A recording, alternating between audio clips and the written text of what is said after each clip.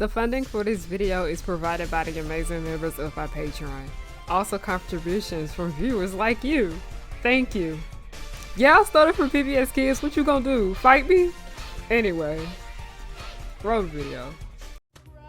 Come on, boys, get loud. 'Cause when the music starts bumping, the whole place will be jumping.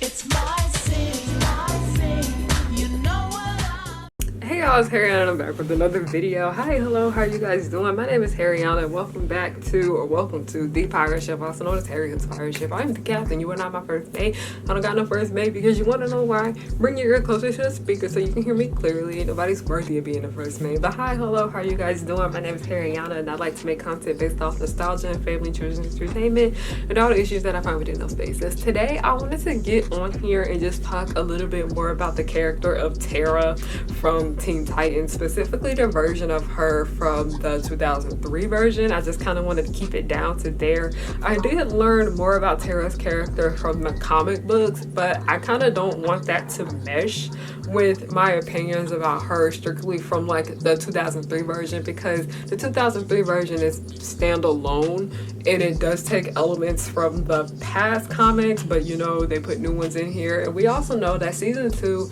of the Teen Titans series, it's basically just the Judas Contract. It's literally a PG version of the Judas Contract. I highly do recommend watching the film The Judas Contract. That voice actor may be a little but the film version of the Judas Contract, I think it is a good viewing, but I think it helps the viewer understand Terra's character a little bit more than we did with the 2003 version. Because with the Judas Contract, it's a PG-13 movie, an animated PG-13 movie. So in that film, they're able to go a lot deeper and darker with the subject matter that was in the comic book and display it. So with the Judas Contract, in the 2003 version of Teen Titans, I want to get in here and talk a little bit more about how Terra's character has to be one of like the most hated characters from like our childhood. Like literally so many people hate her. Like I used to be a big Terra hater.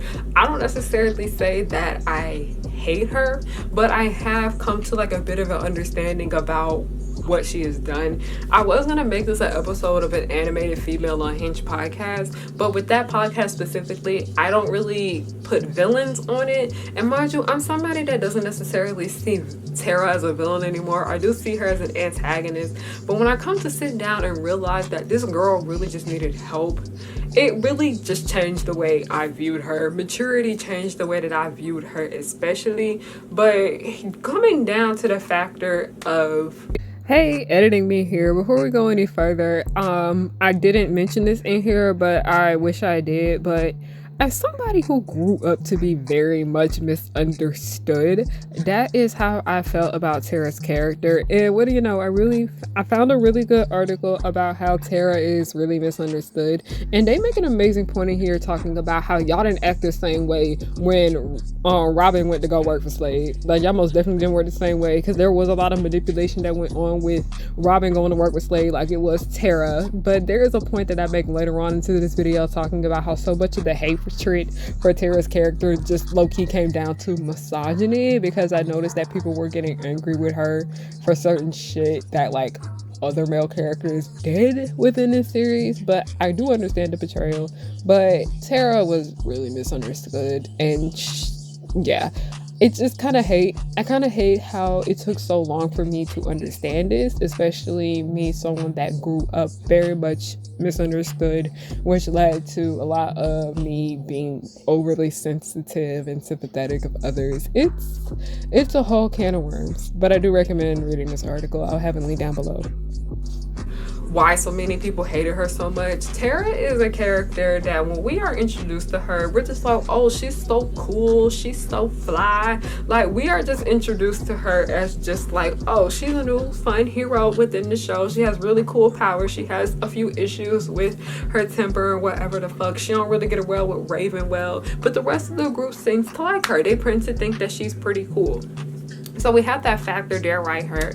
And we actually do get to know Terra. We get to know her a little bit more as a person. We see that she's fun, she's very funky, she's loud, she likes video games, she likes to eat. She's basically like, you know, one of the guys, the not like other girl type. But Terra was a very much fun character, and we actually did get to spend time with her as a viewer. So that shit right there is why the betrayal felt so much worse when it was revealed that she was getting close to being friends with the Teen Titans because she was working with Slade. I think with this factor right here, this is why it kind of gets a little murky, I'd say, when I can see a lot of Terra's takes, because one, a lot of people don't really take into consideration Terra's situation, because why was that 16-year-old by herself? Like, where is her family? Where exactly where the fuck was her family? For what reason is she over here with Slade? And we all know Slade is fucking terrible. Like, we don't like him. We fucking hate him. That Teen Titans book series that's so fucking terrible that I reviewed on my channel, which you guys showed wise, the link will be down below. Slade literally is bad guy Chun-Li. So that's just kind of like an indication that, okay, this girl most definitely needs help. And we saw that when she was with the Titans, that she genuinely did enjoy them. She genuinely did like them as people, as she was there to go and you know get the dirt on them, get the tea on them, find out where they live, basically being a bad undercover spy.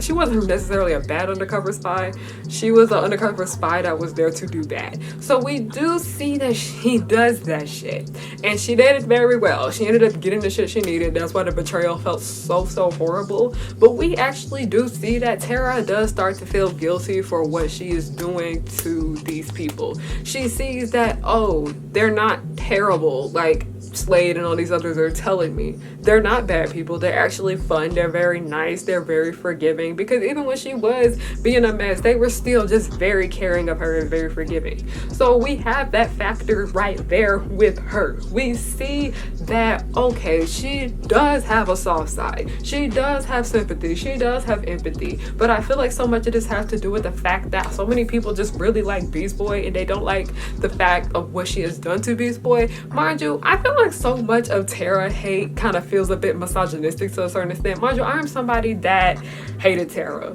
But the reason why I didn't hate Terra, I hated Terra because of what she did to the entire team. So many people only hate Terra because of what she has done to Beast Boy. And mind you, one thing I have noticed that so many people tend to baby Beast Boy, in my opinion. But I get it, because he's like the most immature member of the team. Mind you, like I said, we all know how old they are. He is like the most immature member of the team. But I noticed that so much of the Terra slander just comes from like, oh, I can't believe she did that to Beast Boy, this and that and the third. And I know this because so many people be talking about how when Beast Boy is getting on Raven's nerves, she just like, get out my face. Don't talk to me. Don't do that. And people be like, oh my gosh, Raven's so mean to him. She shouldn't have did that to him, yada, yada, yada. And I was like, no, Beast Boy was being rude. Beast Boy overstepped his boundaries. Like, are you not seeing that? Are y'all not saying that? But okay. Mind you, I'm somebody that's never, like, I've never really been a super duper big Beast Boy fan. I've always been a fan of him. But I'm kind of in a stage right now where I kind of don't care about his character, because the Gabriel Piccolo books, that Teen Titans book series, that had me upset. Okay, my opinions on Beast Boy right now, I'm just, ooh, that book series has its issues. But I wonder if they are gonna put Terra in that series. I don't even know if I'm gonna continue that, because I just can't stand to watch the shit show that goes on with it. But like I said, so many people being upset with Terra, it does feel a lot more misogynistic, because I'm gonna go ahead and sit here and tell you that there's a lot of male villains within this series that have done just the same bad stuff as Terra, if not worse. Where is this hate for Fang? Where was this hate for Gizmo, especially when he stole Cyborg's car? Where is this hate for all the other male villain characters that we saw more of, by the way? Where was all this hate for them? Where is all this hate for Slade, especially? So, mind you, like, that's another reason why I started to reconcile my feelings towards Terra's character. But I also have to understand why so many people's dislike for her had to do with that big betrayal at the end of the season. And then that big blow up, and then, you know, she ended up dying. It's sad. It's actually really do sad. But Terra is a character that we do get to know, and she is a character that we do get to understand a little bit. We realize the girl got issues. She's lonely. She needs friends. She needs community.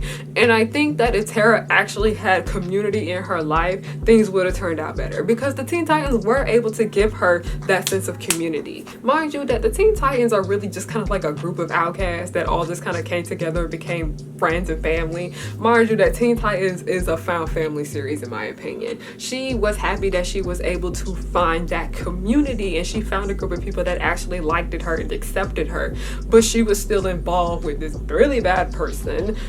Slade is, oh, I can't stand Slade. He's fucking gross. I don't like him. I absolutely do not like him. I don't like that man. She was already dealing with him. Mind you, on top of the fact that Slade was over here bothering them in season 1. We know that this is not the person that you mess with, so that's part of the reason why this betrayal was just so icky. But mind you, she most likely didn't even realize that Slade was that terrible. She was most likely tricked and believed and manipulated into thinking that the Teen Titans were not great people. They were wanting to do good for the community. Terra, in my opinion, is just kind of like, I feel like so many of us just kind of remember the bad that happened to her, and we don't necessarily want to bring up the good. But then, you know, at the end of the season, you know, I hate the way the show ended. I hate the entire season 5 in its entirety. Let's just go ahead and go there. At the end of season 5, it's just kind of sad, because we do see that I think that was her. A lot of people try to figure out if that was Terra or if it wasn't. I'm pretty sure it was her, but you know, I don't like how ambiguous the series ended. It was ass. I don't like the fact that we had this shit going on with Beast Boy. I don't like the fact that everyone was in distress with the way it ended. It felt very choppy. It felt very messy, but also very slow at the same time, because everything just really, really picked up quickly at the end. I can't stand the way this show ended. And what they did with Terra's character, it just made me open up a door for more questions that I've had about her.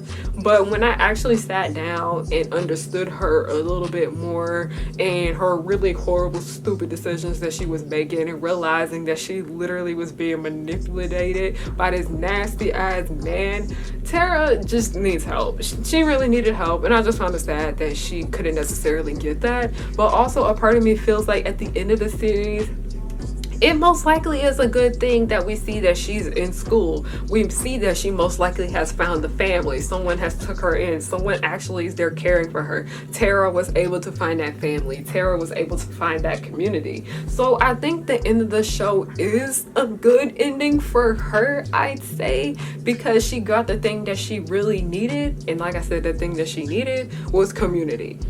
Family, friends, all that shit counts community. We see that she had friends at the school too. That was actually great. I do like the fact that factor was in there. I don't know. I just, like I said, I'm somebody that, like, I look back on a lot of the characters that I hated growing up, and I try to see if my opinions have shifted and changed on them a bit. Because another character my opinions have changed on a bit have to be Angelica, and that's because I rewatched All Grown Up. And like I said, with Terra, it's obvious that the girl needed help. Angelica Pickles needed help just as well. But thank you guys so much for watching. Didn't want to make this video long, because like I said, we got stuff to do. Thank you guys so much for watching. My link to my shop will be down below. My link to my Instagram is down below. My link to my podcast is down below. That's all I gotta say. Thank you guys so much for watching, and have a good night.